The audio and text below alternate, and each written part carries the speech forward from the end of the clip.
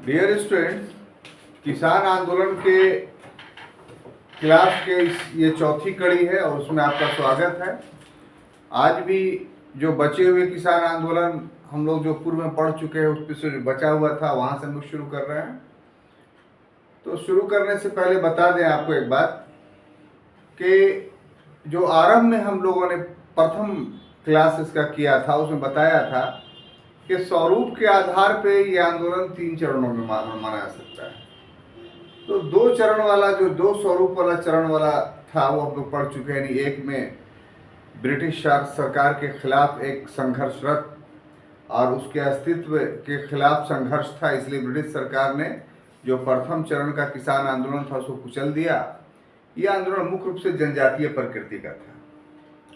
लेकिन दूसरे चरण जो 1857 के विद्रोह के बाद शुरू हुआ उसमें हम लोगों ने देखा कि किसानों ने ब्रिटिश शासन का विरोध नहीं किया, इसलिए उस चरण में किसानों की कुछ मांगे मानी भी गई और बर्बरतापूर्वक उसका दमन नहीं किया गया। आज के क्लास से जो आंदोलन हम लोग चल रहे हैं उस आंदोलन का स्वरूप के लिए हम लोग एक शब्द इस्तेमाल किया था कि इसमें इसका स्वरूप द्वंद्वात्मक था, यानी प्रथम विश्व युद्ध के बाद वाला। द्वंद्वात्मक का अर्थ यह हुआ कि कभी आंदोलनकारी ब्रिटिश शासन के पक्ष में रहते थे, कभी आंदोलनकारी ब्रिटिश शासन के विरोध में रहते थे। एक प्रकार की नीति इस चरण में नहीं थी, इस कारण से अंग्रेजों ने भी द्वंद्वात्मक नीति अपनाई। तो उसी परिवेश में हम बाकी बचे आंदोलनों का अध्ययन करने जा रहे हैं। क्लियर? इस द्वंद्व का एक कारण भी था कि एक्चुअली में जो कारखानेदार थे या जमींदार थे ये तो भारत के लोग थे ही। तो अगर किसान आंदोलन करेगा तो किसके खिलाफ करेगा? जमींदारों के खिलाफ करेगा। तो ऐसी परिस्थिति में कभी होता यह था कि अंग्रेज किसानों का साथ दे दिया करते थे, कभी होता था कि अंग्रेज जमींदारों का साथ दे दिया करते थे। तो ब्रिटिशों की भी नीति द्वंद्वात्मक हो गई और किसानों की भी कभी वो जमींदारों के पक्ष में हो जाते थे, कभी वो अंग्रेजों के पक्ष में हो जाते थे। तो इस तरह से द्वंद्व की नीति दोनों पक्षों यानी किसानों और ब्रिटिश शासन के द्वारा चलाई गई और उसी कंटेक्स्ट में हम आज के क्लास को ले चलेंगे। इसके बाद जितना भी आंदोलन होगा उसके नेचर्स कुछ किसी प्रकार के होंगे। तो आज हम उठाते हैं एक चंपारण सत्याग्रह। ठीक है? तो आप जानते हैं कि जो ये स्थान है चंपारण, ये बिहार में, और बिहार में एक पर्वत पादीय जिला है ना? पर्वत पादीय जिला। इस चंपारण का जो जुड़ाव है वो हम लोगों को मिलता है 1859-60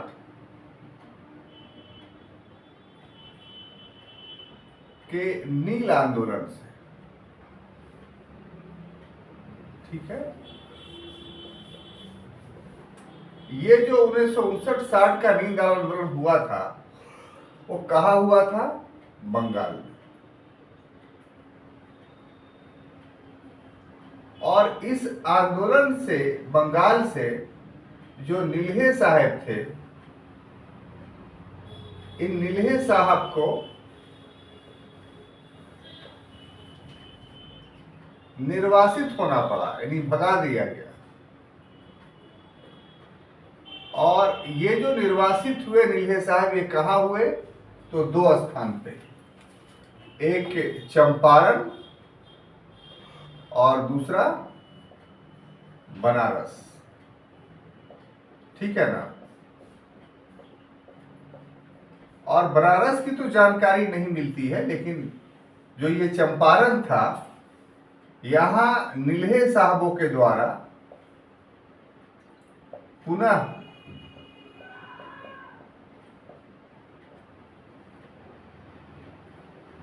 नील की खेती की जाने लगी। ठीक है, और इसके तहत तीन कठिया पद्धति को अपनाया गया।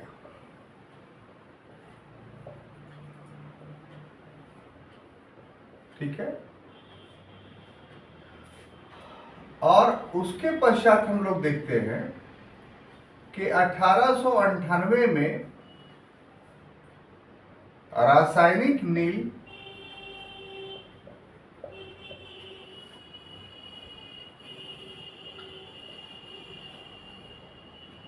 के कारण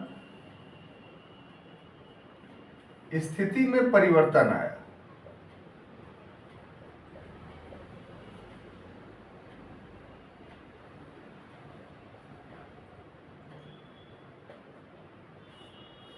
अब इसके बाद जो है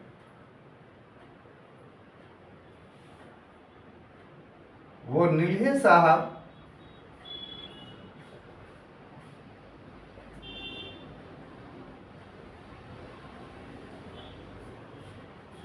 भूराजस्व के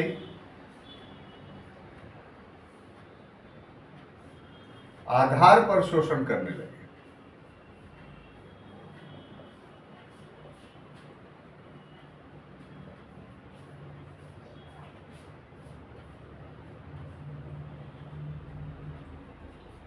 ठीक है, तो जो चंपारण सत्याग्रह है उसको अभी उसके एक पार्ट को हम लोग समझ रहे हैं, अगला पार्ट इसको समझाने के बाद हम आपको समझाते हैं।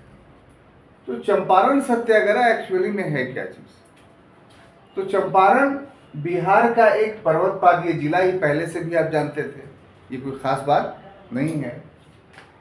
इसका जुड़ाव जो है, ये सत्याग्रह या आंदोलन जो चंपारण में हुआ किसानों का, इसका जुड़ाव 1859-60 के नील आंदोलन से। आप इसी में पढ़ चुके हैं कल के क्लास में कि 1859-60 का नील आंदोलन कहाँ हुआ था? बंगाल में। और वो पूरी घटना आपको याद है कि वहाँ से जो नीलहे साहब थे, नीलहे साहब माने ऐसे अंग्रेज जो नील का उत्पादन करवाते थे, उन्हीं अंग्रेजों को हम लोग क्या बोलते थे? नीलहे साहब। तो वो नीलहे साहब वहाँ से भगा दिए गए। कहाँ से? बंगाल से। तो निर्वासित होकर के दो जगहों पर आ गए, एक चंपारण में और दूसरा बनारस। बनारस में वो बहुत सफल नहीं होते हैं, लेकिन चंपारण में वो सफल हो जाते हैं। तो चंपारण में नीलहे साहब के द्वारा एक विशेष प्रकार की पद्धति अपनाई गई थी। ठीक है, और विशेष प्रकार की पद्धति को बोलते थे तीन कठिया पद्धति। तो थोड़ा सा इसको समझना होगा कि क्या था। वास्तव में जो किसान होते थे वो उनके पास धन की बहुत कमी होती थी। कभी फसल बर्बाद हो गया, कभी बाढ़ आ गया, कभी अन्य कारणों से उनके पास धन का अभाव रहता था। तो नीलहे साहब ने इनको अग्रिम धन दे दिया। तो अग्रिम धन देने को कहते थे दादनी प्रथा। अर्थात कि अगर किसान धन ले लिया तो उसको एग्रीमेंट करना होता था धन देने वाले के साथ कि किन शर्तों पे वो धन लिया जा रहा है। तो नीलहे साहबों ने जो धन दिया या धन देते थे 1860 के बाद चंपारण में आकर करके, तो उनकी शर्त ये होती थी कि आपके पास जितना भी भूमि है उन सभी भूमि में से 1/3 भाग पे आप नील की खेती करेंगे। कितने भाग पे? 1/3 भाग। अर्थात इसका अर्थ क्या हुआ कि अगर आपके पास 100 कट्ठा जमीन है तो 33 कट्ठा पे आप नील की खेती करेंगे, बाकी पे आप कर सकते हैं। तो आरंभ के दौर में पैसा की आवश्यकता थी, तो किसानों को तो बड़ा अच्छा लगा कि क्या जाता है ये, अभी पैसा हमको मिल रहा है, मेरी समस्या का समाधान हो जाएगा। तो तीन ही मैंने 1/3 पर ही न कह रहा है, बाकी तो मेरे पास रहेगा। लेकिन इस दस्तखत कर देने के बाद तीन कठिया पद्धति पर किसानों की स्थिति दयनीय होती चली गई। दयनीय कैसे हुई वो जरा समझिए। सबसे पहली दयनीयता तो ये हुआ कि नील एक कॉस्टली प्रोडक्ट था। इस दस्तखत कर देने के बाद जो दर नील के बिक्रे का लिखा हुआ है, जो बहुत न्यून होता था, उसी पर नीलहे साहब को बेच देना होता था। यानी किसान अपने नील को अगर खुद अंतर्राष्ट्रीय बाजार में बेचता तो मालामाल हो जाता, लेकिन चूंकि शर्त एग्रीमेंट में ये लगाई गई थी कि नहीं, आप जो भी नील उत्पादन करेंगे वो नील इस अमुक मूल्य पर जो है हम ही को दे देना है, दूसरा को आप नहीं दे सकते।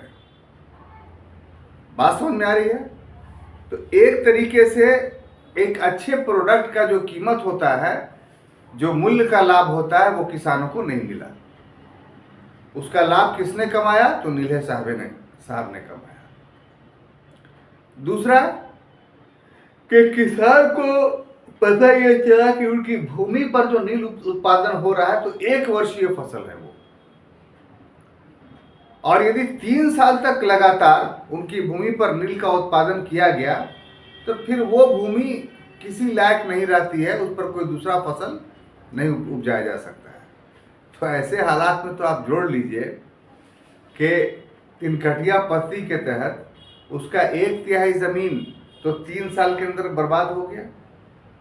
फिर वो किसी के लायक, चूंकि एग्रीमेंट किए हुए है वो, तो फिर अगला क्या होगा कि अगला 1/3 भूमि जो उसका है उस पर करेगा खेती, वो बर्बाद हो जाएगा 3 साल में।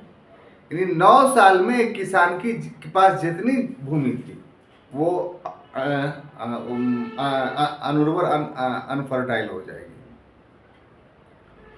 तो जब ये बात पता चला तो किसानों ने देखा कि ये तो साहब बहुत गलत हुआ हम लोग के साथ, और इस क्रम में किसान कर्ज में डूबते चले गए।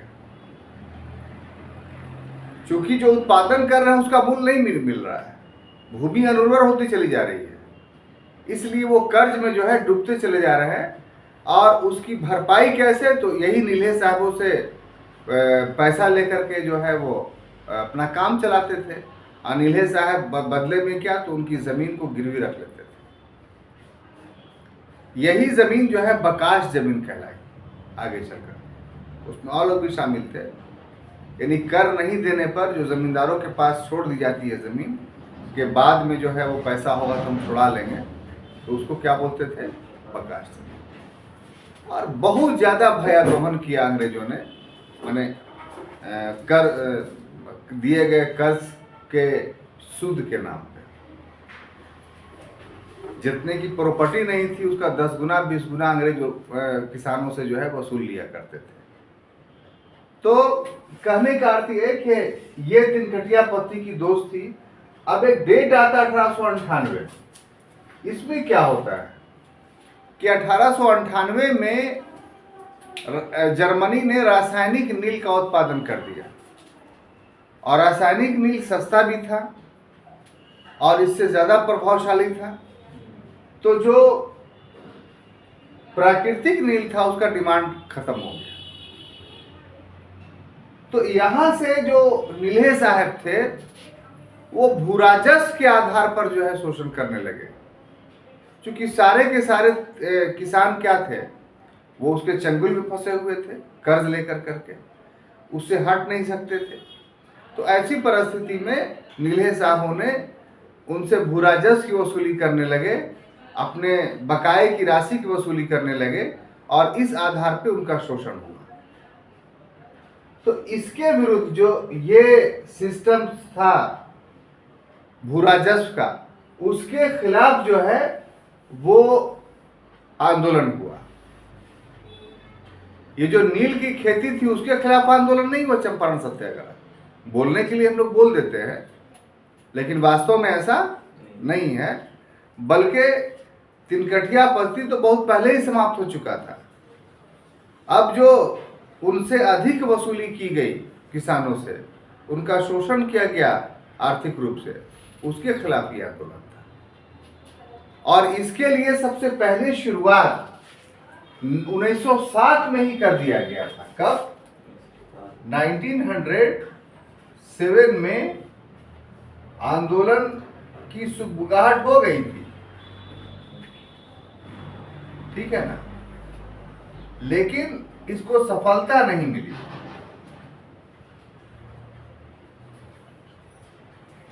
ठीक है, और राजकुमार शुक्ल ने ही शुरुआत की थी इस पीरियड में भी, लेकिन उतना बड़े पैमाने पर सफलता इस आंदोलन को नहीं मिल पाया। तब इस चंपारण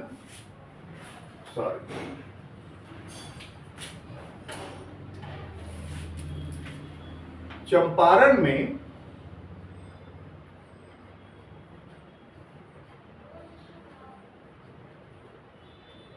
के किसानों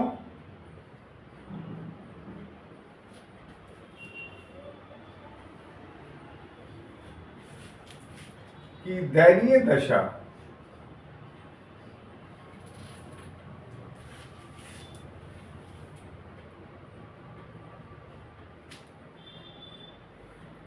में सुधार का प्रयास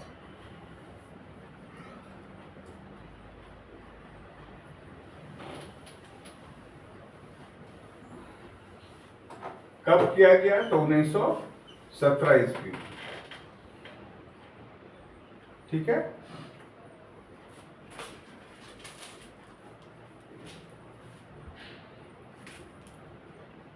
और इसमें राजकुमार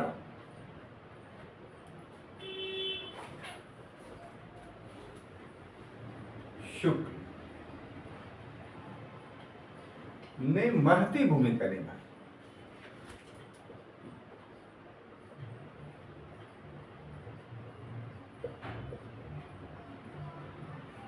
अब इसको थोड़ा सा समझा जाए कि राजकुमार शुक्ल 1907 में प्रयास कर चुके थे किस बात का?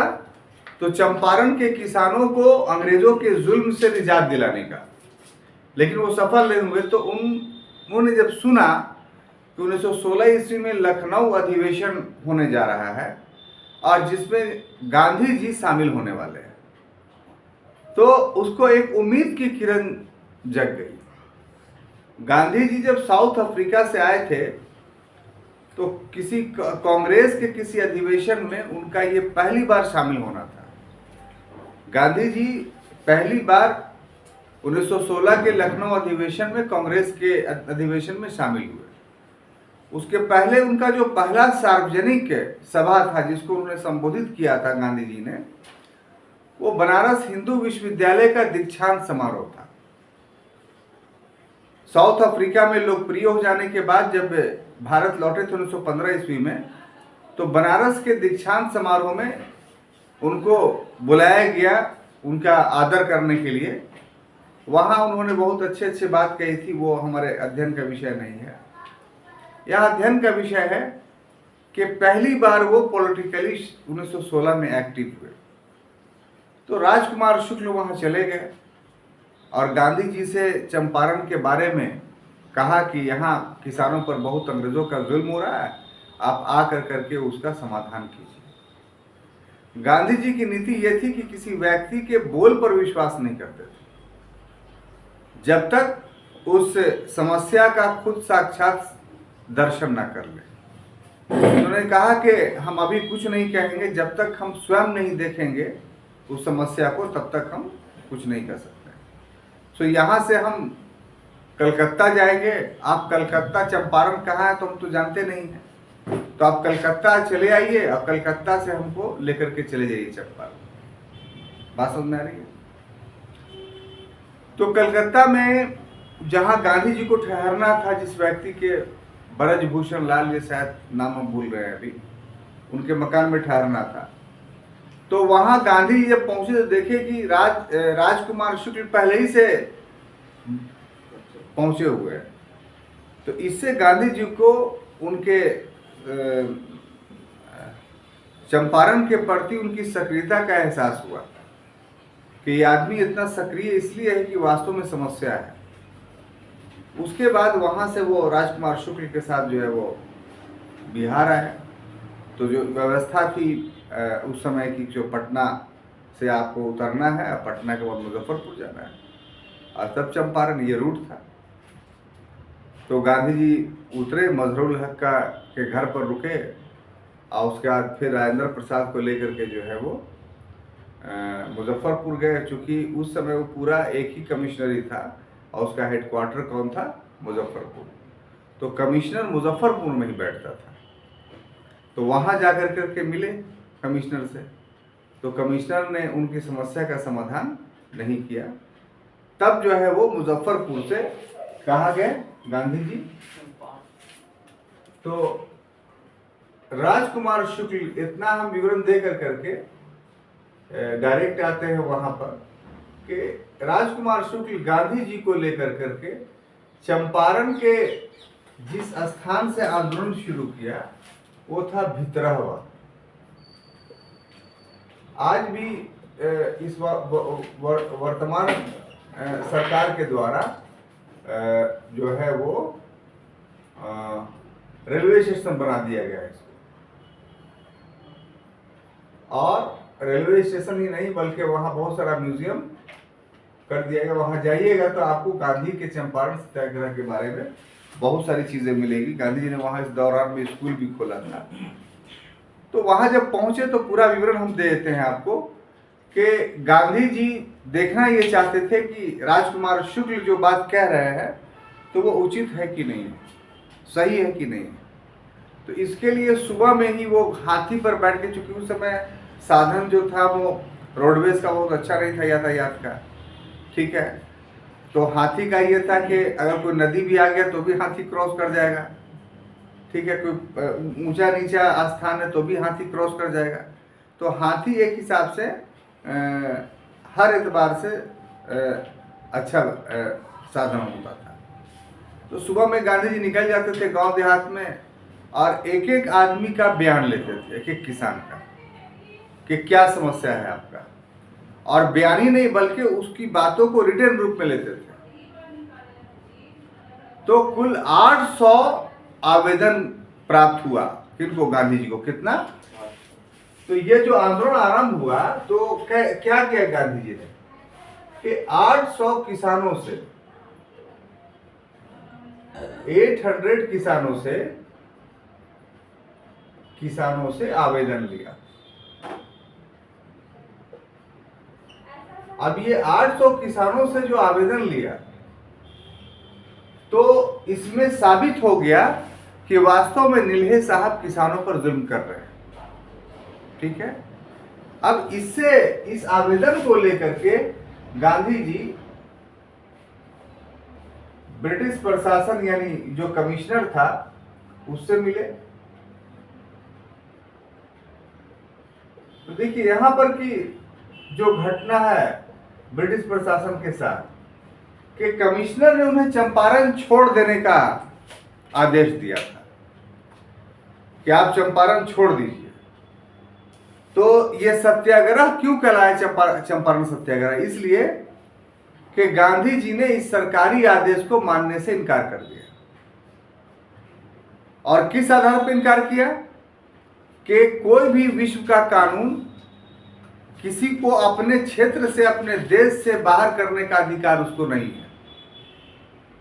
और इस ढंग से अपनी समस्याओं को प्रस्तुत करना और उसका हल करवाना ये प्राकृतिक राइट्स है। ऐसे किसी को वंचित नहीं किया जा सकता है। आप अगर शासक वर्ग है तो आपको बात सुननी पड़ेगी। तो इस आधार पे कह लीजिए कि सत्याग्रह आरंभ हो गया गांधी जी का। क्या हो गया? आरंभ हो गया चंपारण सत्याग्रह। अब जो वहां का कमिश्नर था गवर्नर से संबंध स्थापित किया।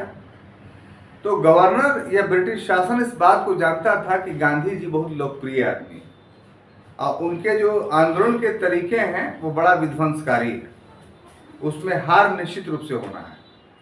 तो इसीलिए छोटा मोटा मुद्दा है, पूरे भारत के लिए तो मुद्दा है नहीं है, एक डिस्ट्रिक्ट का है, इसको क्यों इतना हवा दिया जाए। इससे गांधी जी जो है वो और लोकप्रिय हो जाएंगे और जो नहीं भी जानता है वो भी सब जान जाएगा। तो इसलिए जो गवर्नर था उसने कमीशन को कह दिया कि गांधी जी की बातों को सुना जाए और उसका समाधान किया जाए, ठीक है।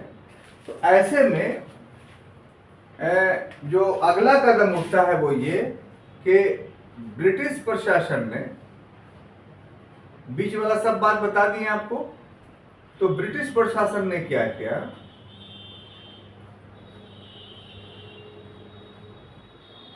एक नील आयोग बनाया इसके समस्या के समाधान के लिए। एक नील आयोग बनाया और इस नील आयोग के एक सदस्य गांधी को ही बनाया गया, अध्यक्ष नहीं थे जी। सब ऑब्जेक्टिवली काफी इंपॉर्टेंट है। नील आयोग के एक सदस्य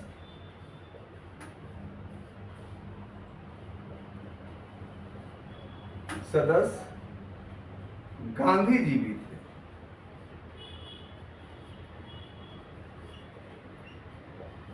ठीक है।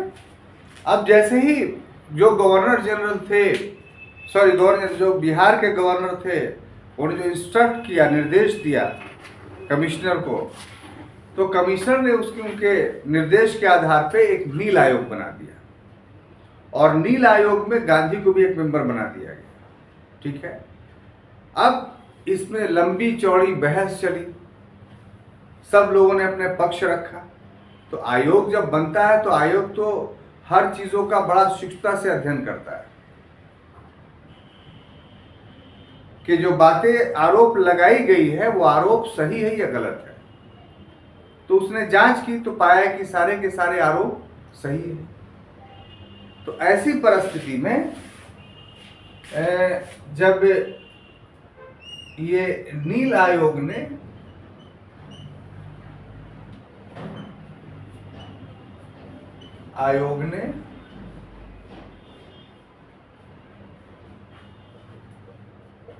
अपनी सिफारिश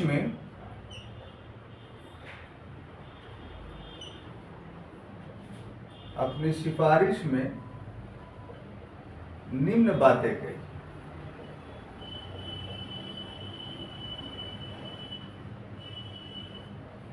ठीक है।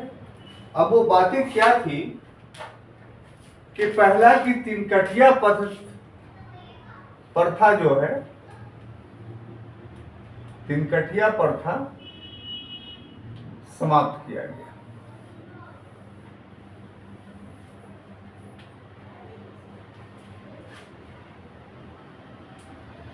ठीक है। दूसरा कि 35% धनराशि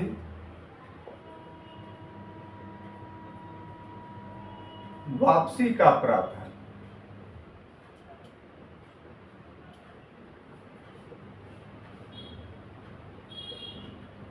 ठीक है। और इसके बाद जो नील्हे साहब थे,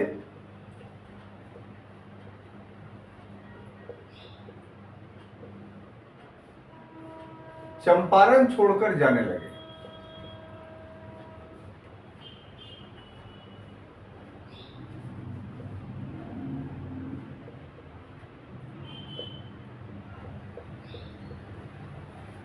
तो जो नील आयोग ने सिफारिश की वो दो सिफारिशें काफी महत्वपूर्ण थी कि भाई तिनकटिया प्रथा की जो नींव डाली गई थी 1859-60 में, वो पूरी तरीके से गलत है, उसको खत्म होना चाहिए। और जो नाजायज वसूली की गई है उसको वापस किया जाए। तो नाजायज वसूली में 35% की वापसी पर सहमति हुई। अब इस ढंग से नीले साहब धीरे धीरे ग्रेजुअली जो है वो चंपारण छोड़कर जाने लगे और वहाँ इस तरीके से 1917 ईस्वी में जो लगभग 60 वर्षों का या 50 वर्षों का जो शोषण का एक दुष्चक्र था वो समाप्त हुआ, वो प्रणाली समाप्त हुई और ये गांधी जी की एक सफलता मानी जा सकती है। लेकिन छात्रों इसमें आलोचना भी क्या है, आलोचना। और गांधी जी की आलोचना की गई इतिहासकारों के द्वारा। उसमें पहला यह कि गांधी जी ने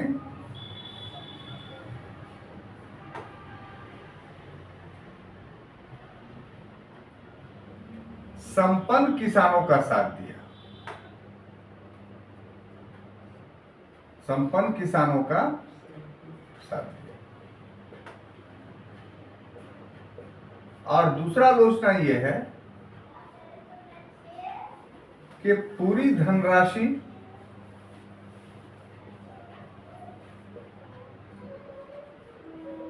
की वसूली नहीं करवाई। जो समझौता हुआ तो उसमें ये दो महत्वपूर्ण समझौते के बाद आलोचना किया जाता है कि आलोचना करें कि वास्तव में गांधी जी किसानों के वजह से नहीं आए थे, बल्कि जो संपन्न किसान थे चंपारण के, उसके कहने पर आए थे।